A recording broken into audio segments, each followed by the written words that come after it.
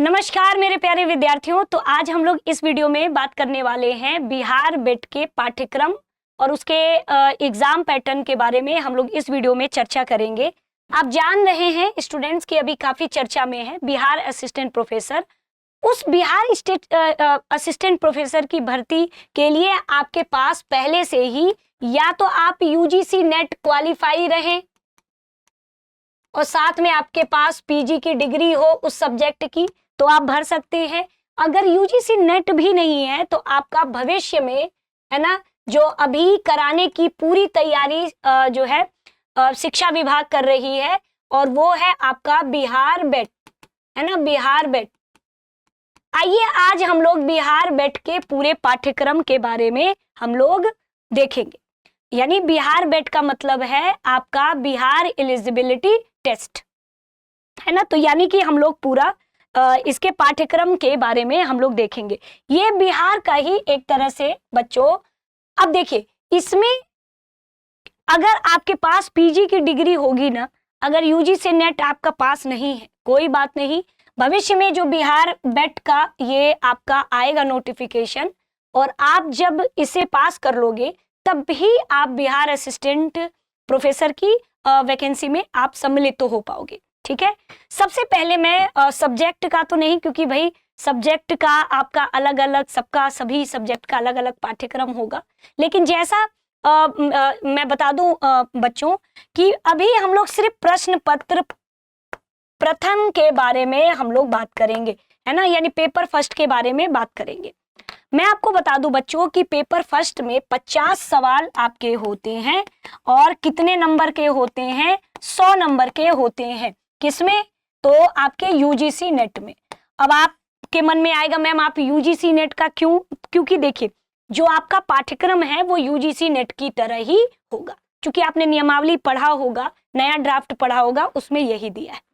तो आपका पूरा यूजीसी नेट की तरह ही आपका किसी भी स्लेट की परीक्षा आपका देखने को मिलता है।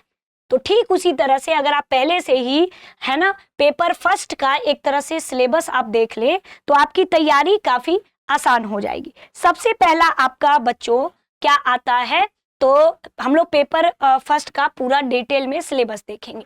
पहला आपका आता है टीचिंग एप्टीट्यूड। टीचिंग एप्टीट्यूड का अगर हम नंबर देखें बच्चों तो 5 नंबर का 5 क्वेश्चंस आते हैं 10 नंबर के, और भविष्य में हो सकता है कि बेट का भी, है ना, यही आपका देखने को मिले। और इसमें आपका क्या है बच्चों, तो अवधारणा, उद्देश्य, शिक्षण का स्तर, स्मरण शक्ति, समझ, विचारात्मक विषय विशेषताएं और मूल अपेक्षा, ये सारी चीजें हैं। तो ये है आपका बच्चों शिक्षण अभिवृत्ति और इसमें जितने टॉपिक हैं आपको ये पढ़ना है। अगर हम इसमें आए तो ये भी उसी में है ना, टीचिंग एप्टीट्यूड में ही, है ना, 5 क्वेश्चंस 10 नंबर का देखने को हमें मिलेगा। अब आइए इसी में हम लोग देखेंगे शोध अभिवृत्ति। इसमें भी पूरा का पूरा आप देख सकते हैं। अगर आप कहोगे तो हम दृष्टि टीचिंग एग्जाम टेलीग्राम चैनल पे हम ये सिलेबस आपका क्या कर देंगे, तो उस पे शेयर कर देंगे, आप इसे ले सकते हो और इसी अनुसार अपनी तैयारी शुरू कर सकते हो।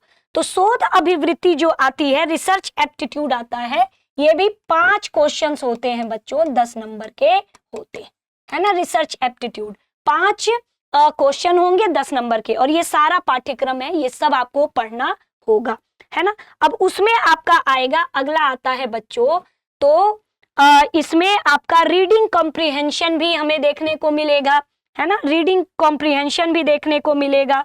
और इसमें आप देखोगे जैसे कि लॉजिकल रीजनिंग भी देखने को मिलता है।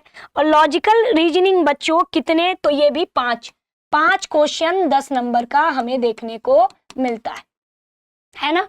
अब आगे देखिए, इसी में और आगे जाएंगे हम लोग, तो इसी में डाटा इंटरप्रिटेशन हमें देखने को मिलता है और ये भी 5 क्वेश्चंस 10 नंबर के बच्चों हमें देखने को मिलेंगे। ठीक, आगे देखिए सूचना और संचार प्रौद्योगिकी आईसीटी यानी इंफॉर्मेशन एंड कम्युनिकेशन टेक्नोलॉजी, इसका भी अगर हम आईसीटी का देखें बच्चों तो इसके भी क्वेश्चंस कितने होते हैं, 5 क्वेश्चंस होंगे 10 नंबर का हमें देखने को मिलेगा। ठीक है, और इसी में आगे देखेंगे तो इसी में आपका पीपुल डेवलपमेंट एंड इन्वायरमेंट। अगर हम इसमें देखें तो इसमें आपका ये भी 5 क्वेश्चंस होंगे बच्चों, है ना, 10 नंबर का हमें देखने को मिलेगा।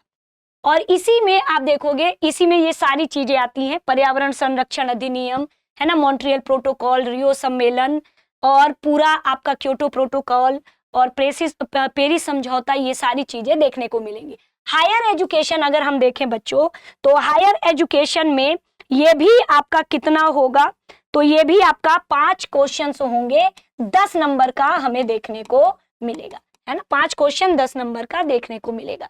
अब इसी में हम लोग और भी है, जैसे कि आपका ये है ना, मैथमेटिकल आपका रीजनिंग एंड एप्टीट्यूड।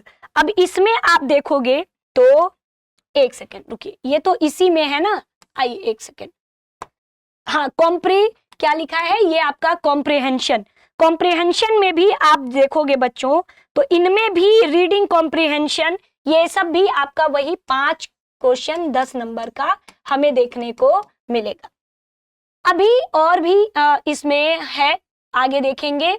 हाँ, कम्युनिकेशन मतलब ये संप्रेषण, ये भी आपके 5 क्वेश्चंस 10 नंबर के हमें देखने को मिलेंगे, ठीक है। और आगे हम देखें मैथमेटिकल आपका रीजनिंग, ये भी आपके 5 क्वेश्चंस, है ना, 10 नंबर का हमें देखने को, है ना, मिलेगा, ठीक।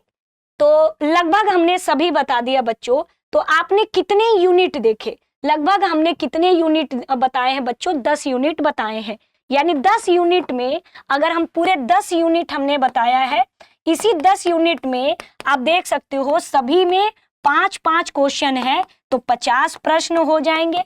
और 50 प्रश्न है तो हर प्रश्न बच्चों 2 नंबर के हैं, क्योंकि देखो 5 प्रश्न अगर 10 नंबर का है तो पूरे 100 नंबर के आपका ये पूरा पाठ्यक्रम है। तो मैं फिर से एक बार बच्चों, जितने विद्यार्थी एक बार आप देख लीजिए, देखिए शिक्षण अभिवृत्ति है, इसमें शिक्षण, शिक्षार्थी की विशेषता, शिक्षण प्रभावक तत्व और उच्चतर अधिगम संस्थाओं में शिक्षण की पद्धति।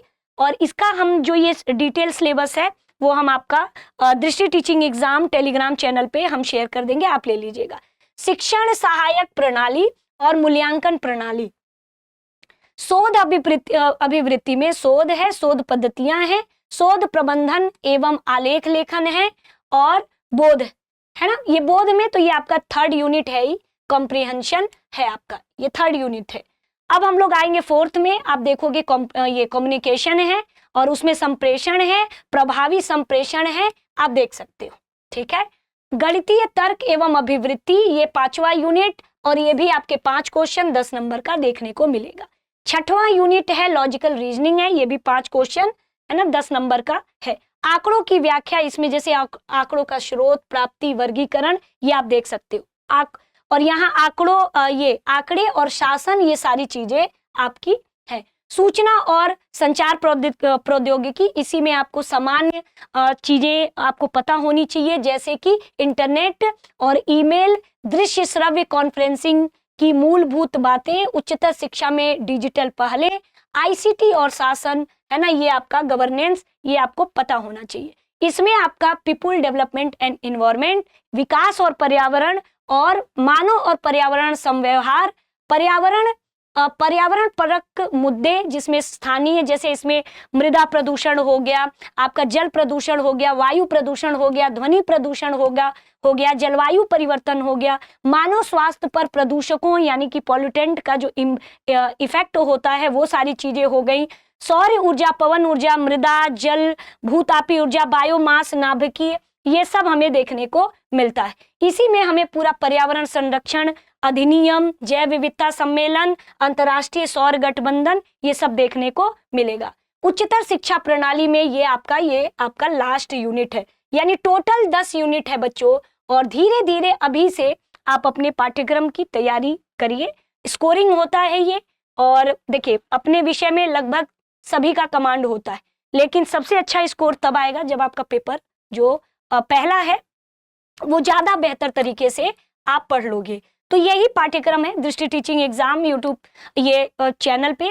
बच्चों ये ध्यान रखिएगा कि आपको कुछ नहीं करना है, दृष्टि टीचिंग एग्जाम टेलीग्राम चैनल पे ये PDF हम शेयर कर देंगे, एक बार इसी पाठ्यक्रम पे, है ना, अपनी तैयारी करते रहना है, ठीक है। तो यही था बच्चों, इसी पाठ्यक्रम पे आप लगे रहिए। अगर आपके पास सिर्फ है ना मास्टर्स है तो आप इसी पाठ्यक्रम के अनुसार और बाकी जो है अब चूंकि अलग अलग विषयों का अलग अलग पूरा जो है पाठ्यक्रम बताना, इसमें बहुत वीडियो लंबी हो जाएगी, इसलिए हमने अभी सिर्फ पेपर 1 का बताया, ठीक है। तो बाकी स्टूडेंट्स किसी भी तैयारी से संबंधित या किसी क्लासेस से संबंधित आपको कुछ नहीं करना है। 8750187501 पे आपको संपर्क करना है। आप अपनी तैयारी से संबंधित क्लासेस से लेकर के जो भी डाउट हो आप इस नंबर पे है ना पूछ सकते हैं।